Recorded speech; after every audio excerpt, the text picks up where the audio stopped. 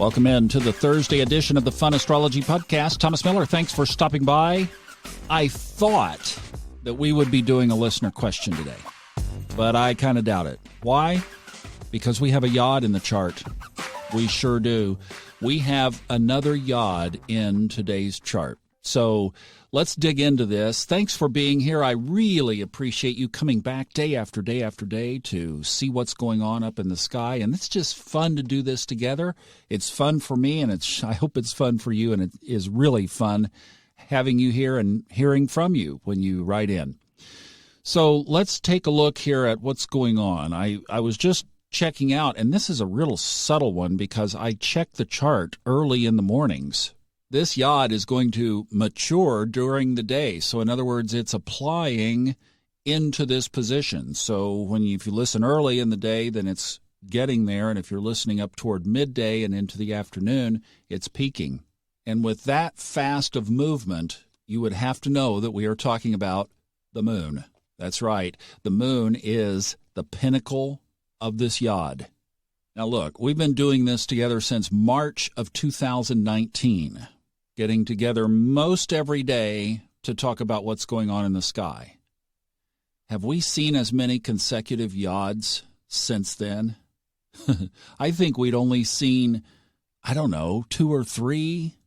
There were probably more that we just didn't get to, but very few up until July 17th, just 3 weeks ago. It was that Saturday, and we talked about the double yod that was in the sky. And I still think that one was super significant. In fact, the pinnacle planets of yod number 1 were the conjunction of Mars and Venus. Now, that's huge just in and of itself. And the base planets of that one were Neptune and Pluto. I mean, can you just feel the essence of that? Neptune, Pluto, Mars, Venus. And then yod number 2, the pinnacle, was Mercury, the messenger, and the 2 on the base were Saturn and the south node. I mean, a message of karma. So the first one was basically, as we were saying, every man and woman under the sun, and then the sun, of course, on that day too, was opposite Pluto. So every man and woman under the sun, and the message of Neptune and Pluto. I mean, that's a big transformational message. And then the Mercury, messenger, Saturn, south node, karma. Wow. All right, what is this one? The moon, we already talked about that, is at the top. Saturn and the south node are at the base. And you know how some people have the it factor? You know what I'm talking about? Sports figures, celebrities, people in your office. I mean, there are just people that have the it factor. Well, the yod has the it factor in astrology. It just has that vibe. It has that reputation.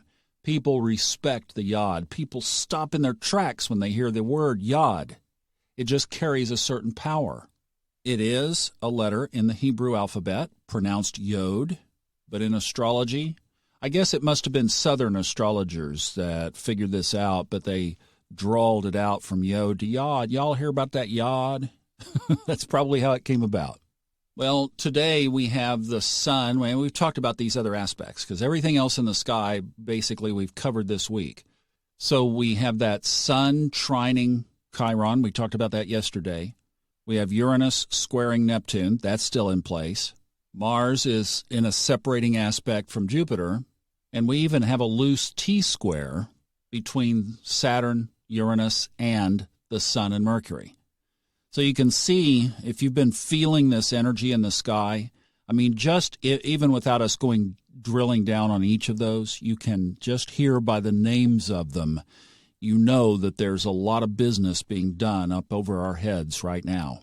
And then drop into this, the finger of God, the yod, with the it factor, with the moon in Cancer, in its own sign, with Saturn in the south node just screaming karmic work at the base. So I think for a lot of us, the energy has been mixed. We're doing this healing convergence on our Facebook page. You are welcome to join us. We would love to have you. The energy on that is so crazy strong. We'll be doing it again on Sunday night, so if you're not with us, come join us. Subconscious Mind Mastery podcast listeners on Facebook. And just make sure that you say that you're a podcast listener and not a robot or bot or whatever gets into your podcast, your Facebook groups. But the energy's there from the one that we did Sunday night. We'll do another one this coming Sunday night. Just high vibration. And then, like myself, 2 days ago on Tuesday, I was struggling. I felt a heaviness.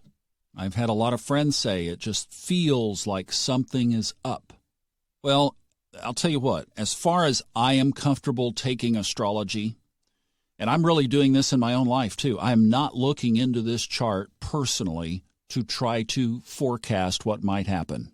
I am sharing with you what I am interpreting for myself. But I do know who these players are. Saturn, Pluto. Saturn and Pluto started all of this back in January of 2020. Neptune. You can run, but you can't hide. We're going to go deep. We're going to pull out all the deep secrets. Now Jupiter is back in Aquarius.